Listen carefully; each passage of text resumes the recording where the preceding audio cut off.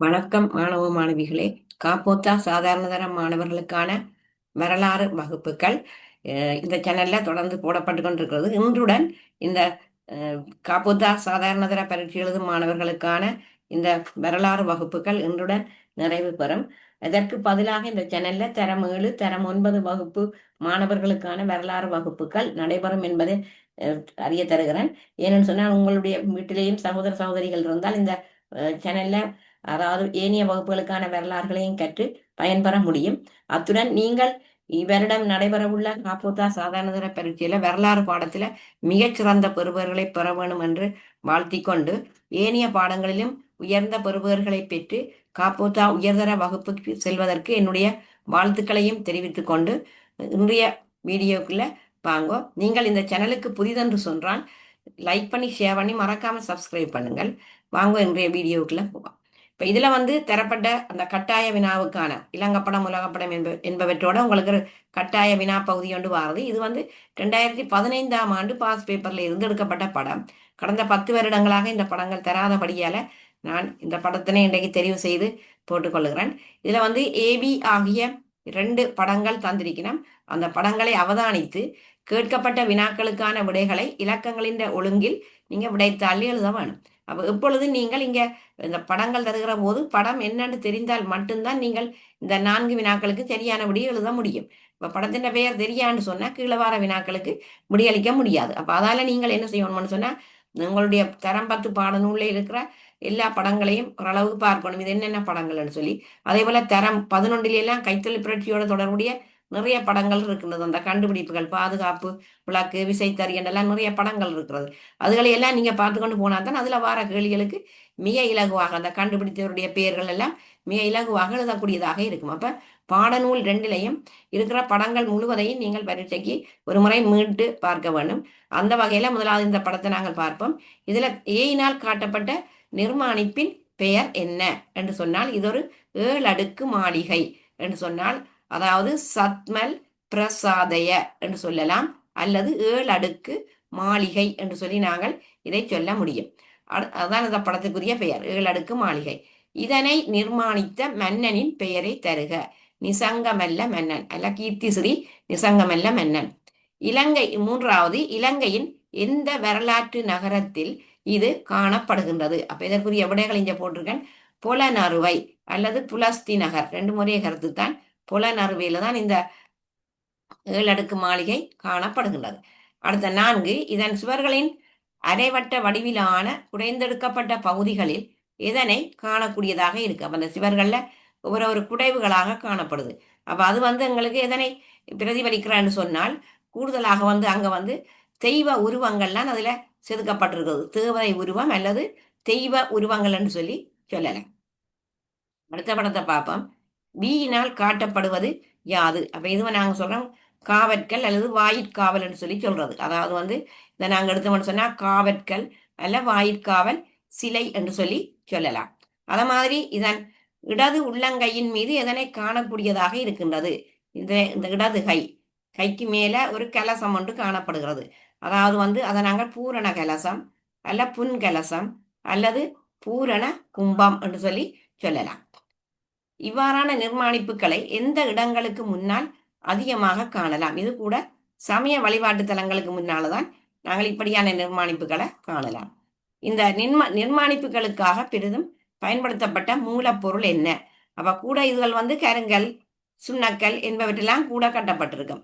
அதாவது கருங்கல், சுண்ணக்கல் என்பவற்றை பயன்படுத்தித்தான் இவ்வாறான இந்த சிலைகள் வந்து கூடுதலாக கட்டப்பட்டு இருக்கும். அப்ப ஆகவே இது வந்து 2015 தரப்பட்ட ஒரு வினா. அதே போல இதுல நான் ஒரு உலகப்படம் ஒன்று போட்டிருக்கேன். உங்களுக்கு வந்து ஒரு மீட்டல் பயிற்சிக்காக ஒரு உலகப்படம் ஒன்று நான் எடுத்திருக்கிறேன். இதுல வந்து உங்களுக்கு தெரியும் அது கட்டாய வினா. உலகப்படத்துல 6 வினாக்கள் 6 இடங்கள் தாரவை. அப்ப இது வந்து நான் இதுல ஒரு உலகப்படத்தை போட்டிருக்கேன். முதலாவது வந்து போர்த்துக்கல். அப்ப இதுல நிறந்தீட்டப்பட்ட பகுதி தான் போர்த்துக்கல் என்று சொல்லி சொல்லப்படும். அத மாதிரி ரோம் அல்லது ரோமாபுரி இத்தாலியின் தலைநகரம். இந்த விளிம்பில் இது மத்திய தரக்கடல். இந்த கடல் வந்து மத்திய தரக்கடல். அதுல இந்த விளிம்பில் இருக்கிறதான் ரோம் அல்லது ரோமாபுரி என்று சொல்லி எடுக்கிறான். அதே மாதிரி இதுல இருக்கிற இந்த மத்திய தரக்கடலுக்கு மேலே இருக்கிற இந்த கடல் கருங்கடல். இது வந்து தெரியும், இது காஸ்பியன் கடல். இதில் இவ்வளவு வந்து காஸ்பியன் கடல். அதுக்கு பக்கத்தில் இருக்கிற இது வந்து ஏரல் கடல் என்று தெரியும். இது அடுத்த செங்கடல், நிறந்தீட்டப்பட்டிருக்கிற இவ்வளவு பகுதியும் செங்கடலைத்தான் குறிக்கின்றது. இது மத்தியதர கடல், இது செங்கடல். இந்த ரெண்டுக்கும் இடையில இருக்கிற கால்வை அதாவது வந்து சுயஸ் கால்வான்னு சொல்கிறோம், அந்த இடைவெளி. அடுத்தது பம்பாய், அதாவது மும்பை, இந்தியாவின் மேற்கு கரையில் காணப்படுகிறது. இது அந்த ஆங்கிலேயர் வர்த்தக நிலையங்களை ஆரம்பித்த இடங்கள். இது மும்பை அல்ல பம்பாய். அதே போல மலாயா தீபகற்பம், நிறந்தீட்டப்பட்ட பகுதி மலாயா தீபகற்பம். அதுக்கு கீழே இருக்கிறது சுமாத்திரா தீவு. அதுக்கு பக்கத்தில் இருக்கிறது யாவா தீவு. இந்த யாவா தீவுக்கு பக்கத்தில் தான் இந்த பத்தேவியான்ற இடம் இருக்கு. அதுவும் யாவா தீவிலான் இருக்கு, பத்தேவியா. அதே போல இதுல தரப்பட்டது ஜப்பான் தீவுகள், இந்த வட்டமாக போடப்பட்டிருக்கு இவ்வளவும் ஜப்பான் தீவுகள். அதே போல ஜப்பான் தலைநகரம் டோக்கியோ. அது இதுல இதுல இந்த இடத்துல தான் வரும் டோக்கியோ, ஜப்பான் தலைநகரம். இவ்விடத்துல இந்த மவுஸ் இதுல நிக்கிற இந்த இடத்தை தான் நாங்க சொல்றோம் டோக்கியோன்னு சொல்லி எடுத்துக்கொள்றோம். அப்ப இது வந்து இந்த உலகப்படம் சம்பந்தமாக. அதே போல இதுல இந்த பிரதேசம் பிரித்தானியாவை குறிக்கிறது. இவ்வளவும் பிரித்தானியா. இப்ப பிரித்தானியான தலைநகரம் லண்டன், பிறகு இங்க கீழே வரும் லண்டன், இவ்விடத்துல வரும். அப்ப இவ்வாறு நான் ஏற்கனவே நிறைய உலக படங்கள் போட்டிருக்கிறபடியால நீங்க அதுல பயிற்சி பெறலாம். அதே போல ஒரு இலங்கை படம் போட்டிருக்கிறேன். இதுல இலங்கை படத்தை எடுத்தேன்னு சொன்னா சுமார் பயிற்சிக்காக ஏற்கனவே போட்டோண்டு தான். அப்ப இதுல வந்து இலங்கை படங்கள்ல நீங்கள் முதலாவது நதிகளை தெரிந்து வைத்து கொண்டால் அதை வைத்துக்கொண்டு நீங்கள் அங்கால இந்த இடங்களை மிக இலகுவாக குறிக்க முடியும். அப்ப இதுல பார்ப்போம் பூநகரி. இதுல இந்த கருப்பால வட்டம் போடப்பட்ட பகுதி தான் பூநகரி என்று போடப்பட்டிருக்கிறது. அத மாதிரி இது மெல்வத்து ஊயா, இந்த நதிக்கு பெயர் மெல்வத்து ஊயா.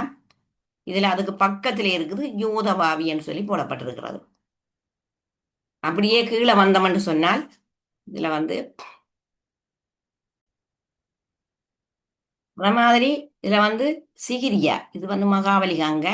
மகாவலி கங்கையினுடைய மேற்கு கரையில இவ்விடத்துல இருக்குது சிகிரியா காணப்படுகிறது. அத மாதிரி நாங்கள் வந்து இதுல பராக்கிரம சமுத்திரத்தை எடுத்தோம்னா இது மகாவலி கங்கை. இப்ப இங்க இருந்து மகாவலி கங்கை உற்பத்தியாகி இங்க திருவோணமலை கடல்ல கலக்குது. அப்ப இந்த இடம் கோகண்ண துறைமுகம் இது. அது மாதிரி பராக்கிரம சமுத்திரம், பராக்கிரம பாகமன்னால கட்டப்பட்டது. இது வந்து அதாவது இந்த பகுதி பராக்கிரம சமுத்திரத்தை குறிக்கின்றது. மகா பராக்கிரம பாகுவால் கட்டப்பட்டது. அதே போல நாங்கள் இங்க பார்த்தோம்னு சொன்னா மகியங்கனை, அதாவது இது மகாவலி கங்கை. இந்த மகாவலி கங்கை இங்கே இருந்து கீழே இருந்து உற்பத்தியாகி போகிற போது இந்த கிழக்கு கரையில தான் இந்த மகியங்கனை என்ற இடம் வருகிறது, கிழக்கு பகுதியில். அது மாதிரி இங்கால மட்டக்களப்பை நாங்கள் எடுத்துக்கொள்ளலாம். அதாவது வந்து இது கல்லோயா. அப்ப கல்லோயாவுக்கு பக்கத்துல இங்கால இந்த பிரதேசம் வந்து மட்டக்களப்பு. மட்டக்களப்புன்னு தனியா குறிக்க வரைக்கும் நீங்க இந்த இடத்துல சரியான இடத்தை குறித்து கொள்ள வேண்டும். அது மாதிரி கம்பளி எடுப்பான். இது வந்து மகாவலியங்க உற்பத்தி ஆகிற இடம். அந்த கம்பளை வந்து மாவலியங்கனுடைய இந்த மேற்கு பகுதியில இருக்கு. அதே நேரம் இந்த மாவலியங்க இந்த உயரமான இந்த உச்சி வந்து கண்டி, அதாவது செங்கடகலை என்று கேட்டாலும் அது வர்றது குறிக்க செங்கடகலை. இந்த இடம் தான் செங்கடகலை அல்லது கண்டி. இதுல இருக்கிறது கம்பளை, ராசதானியல்ல உண்டு. தம்பதனியா யாப்பகுவா குருநாகல் கம்பளை கோட்டை. அப்ப இது கம்பளை ராசதானி அல்ல கங்க சிறிபுர என்று சொன்னாலும் இந்த இடம்தான் இதுல வரும். அடுத்தது நாங்கள் பார்த்தோம்னு சொன்னா இதுல பாகியன் கலை. அப்ப முதலாவது நதியை பார்க்கணும். இது தெரியும் கழனிகங்கை, இது கழுகங்கை. அப்ப இங்க வந்து இந்த கழுகங்கைக்கு மேலே இவ்விடத்துலதான் பாகியன் கலை என்ற இடம் காணப்படுகிறது. அதமாய் உடரஞ்சா மடம், நதியை பார்க்கணும். இது வந்து நில்வளகங்கை, இது வந்து வளவகங்கை. அப்ப வளவகங்கைன்ற மேற்கு பகுதியில இந்த உடரஞ்சா மடம் இருக்கின்றது. அதமாய் பூந்தலை, வளவகங்கைக்கு பக்கத்தில் இருக்கிறது கிருந்தியோயா. இது மாணிக்க கங்கை, இது வந்து கும்புக்க நோயா. அப்ப எங்களுக்கு தெரியும் இது வந்து வளவகங்கை, வளவகங்கை பக்கத்துல கிருந்தியோயா. இந்த கிருந்தியோயாக்கு பக்கத்துல கிருந்தியோயா மேற்கு கரையில தான் இந்த பூந்தலை என்ற இடம் அமைந்திருக்கிறது. இது மாணிக்க கங்கை. இதுல கஜரகாம என்ற குடியிருப்பு எல்லாம் இருக்கு. அத மாதிரி இது வந்து கும்புக்க நோயா, குடிகந்த நதி என்று சொல்லி சொல்றது. இப்ப நதிகளை கேட்க பழைய பேர்ல கேட்டாலும் நான் ஒரு அட்டவணை தந்திருக்கேன் உங்களுக்கு, நதிகளும் பழைய பேர்களும். அந்த அட்டவணையை படித்தீங்கன்னா அதுல பழைய பெயர்களை பார்க்கலாம். ஆகவே இவ்வாறு இந்த இடங்கள். அது மாதிரி இதுல தரப்பட்ட ஆறை நாங்க பார்த்தோம்னு சொன்னா இதுதான் கனகராயன் ஆறுன்னு சொல்றோம். இதுல ஒரு குளம் உண்டு. இதுல கேட்பார்கள் இரணமடு குளம், கனகராயன் ஆறுலான் இருக்கு. கனகராயன் ஆறுன்ற பழைய பெயர் கம்பீர நதி. கம்பீர நதி என்றாலும் ஒன்றுதான், கனகராயன் ஆறு என்றாலும் ஒன்றுதான். அது மாதிரி மல்வத்தோயா அருவியார் என்றும் சொல்லலாம், கதம்ப நதி என்றும் சொல்லலாம். அப்ப இது ஒரு இலங்கப்படம் சம்பந்தமான 12 இடங்கள் அதுல இருக்கு. அடுத்தது வந்து நீங்கள் பகுதி ஒன்றில் வரக்கூடிய ஒரு வினாக்களுக்கு 2-3 அட்டவணைகள் போட்டிருக்கிறேன். அப்போ இதில் 3 ஷார்ட், அதையும் நீங்கள் இதில் நான் மேலதிகமாக இணைச்சிருக்கிறேன். இதில் இப்போ கேள்விகள் பகுதி ஒன்றில் கேட்க, இப்போ மிருகங்களை எவரும் கொல்லக்கூடாது என முதல் சட்டம் இயற்றிய மன்னன். அப்போ இப்படி ஒரு 4 மன்னர்களை தந்துட்டு கேட்கலாம். அப்போ அந்த மன்னன் யாருன்னு சொன்னால் ஆமண்ட காமினி அவிய மன்னன். அதாவது மிருகங்களை எவரும் கொல்லக்கூடாது என முதல் சட்டம் இயற்றிய மன்னன், படுகொலை சட்டம் இயற்றிய மன்னனார் ஆமண்ட காமினி அவிய மன்னன். அடுத்தது பார்ப்போம். எருமை, பசு, ஆடு என்பவற்றை கொல்வோருக்கு மரண தண்டனை விதிக்கும் சட்டம். இது எந்த கல்வெட்டில் சொல்லப்பட்டிருக்குன்னு சொன்னால் மிகிந்தல கல்வெட்டில் சொல்லப்பட்டிருக்கு. எந்த மன்னன் சொன்னால் 4ஆம் மகிந்த மன்னன் தான் சொல்லியிருக்கான். இவ்வாறு இந்த எருமை, பசு, ஆடு என்பவற்றை கொல்வோருக்கு மரண தண்டனை விதிக்கப்படும். அது கல்வெட்டிலும் போடப்பட்டிருக்கு, மிகிந்தல கல்வெட்டில். அத மாதிரி நீர்நிலைகளில் வாழும் உயிரினங்களை கொலை செய்யக்கூடாது என்று கூறின மன்னன் யாருன்னு சொன்னால் நிசங்கமல்ல மன்னன். அவன் தான் இவ்வாறு சொன்னது. இதெல்லாம் பகுதி ஒன்றில் வரக்கூடிய வினாக்கள். நீர்நிலைகளில் வாழும் உயிரினங்களை இவரும் கொலை செய்யக்கூடாது, அல்ல தொடர்படுத்தல்.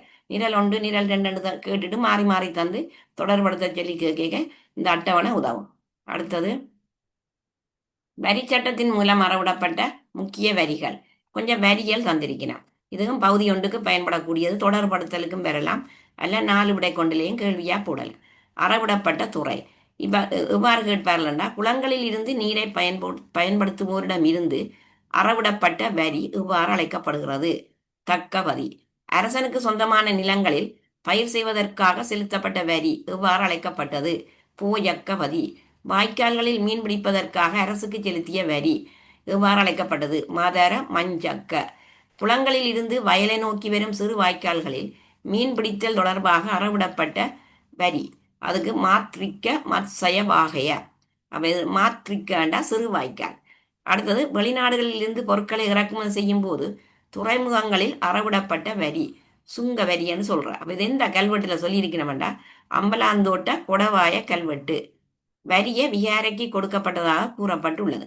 அப்ப இதுவும் 4 விடை கொண்டுல கேட்கலாம், அல்லது நிரல் 1, நிரல் 2 தந்துட்டு இந்த வரிகளை மாறி மாறி போட்டு இந்த கூற்றுகளை தந்துட்டு இந்த கூற்றுகளுக்கு பொருத்தமானதை கேட்கலாம். அல்ல பகுதி 2ல கூட இவ்வாறு கொஞ்சம் சொற்களை அடைப்பு குறிக்க தந்துட்டு இப்படியான கேள்விகளை தந்து கேட்கலாம். பலவிதமாக இப்படியான அட்டவணைகளில் கேள்விகள் கேட்கப்படலாம். அடுத்தது பொது சுகாதார வசதிகளை வழங்குவதில் பங்களிப்பு செய்த மன்னர்கள். இதுவும் பகுதி 1.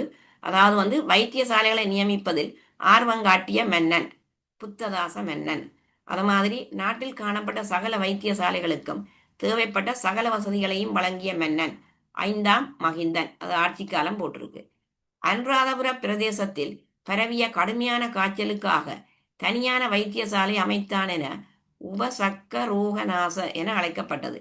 அது இந்த எந்த மன்னன் சொன்னால் 4ஆம் காசியப்பன் மன்னனுடைய காலம்தான் இது. அது மாதிரி கர்ப்பிணி தாய்மாரின் தேவைக்காக பிரசவ விடுதிகளை அமைத்தான்.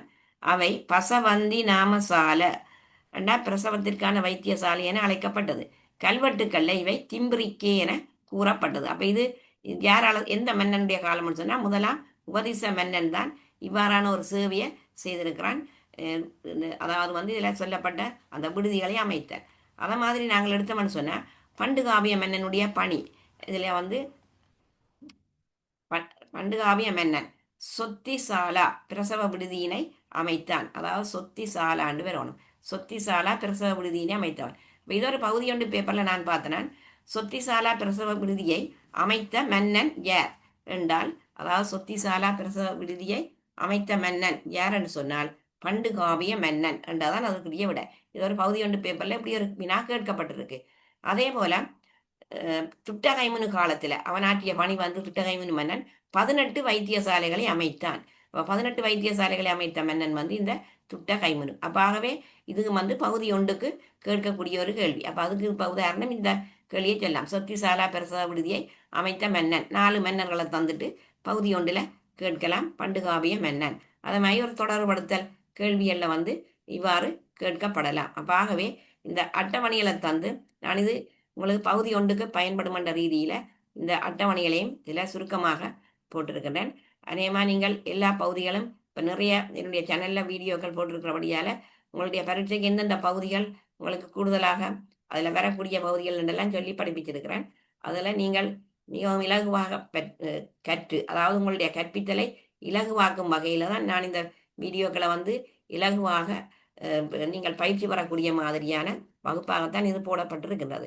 எனவே நீங்கள் இந்த வகுப்புகளை இந்த போடப்பட்ட வீடியோக்களை சரியாக படித்து பயன்பெற்று இவரிடம் நடைபெற இருக்கிற இந்த காப்போத்தா சாதாரண தர பரீட்சையில் மிக உயர்ந்த பெறுபவர்களை எல்லா பாடத்திலும் பெறுவதோடு மாத்திரமல்ல, என்னுடைய வரலாறு பாடத்திலையும் நீங்கள் மிக கூடிய திறமை சித்தியினை பெற வேண்டும் என்று சொல்லி, அதாவது மிக கூடிய விசேட சித்தியை பெற வேண்டும் என்று கேட்டுக்கொண்டு விடைபெறுகின்றேன். இந்த வீடியோ உங்களுக்கு பிடித்திருந்தால் லைக் பண்ணி ஷேர் பண்ணி மறக்காம சப்ஸ்கிரைப் பண்ணுங்க. நன்றி.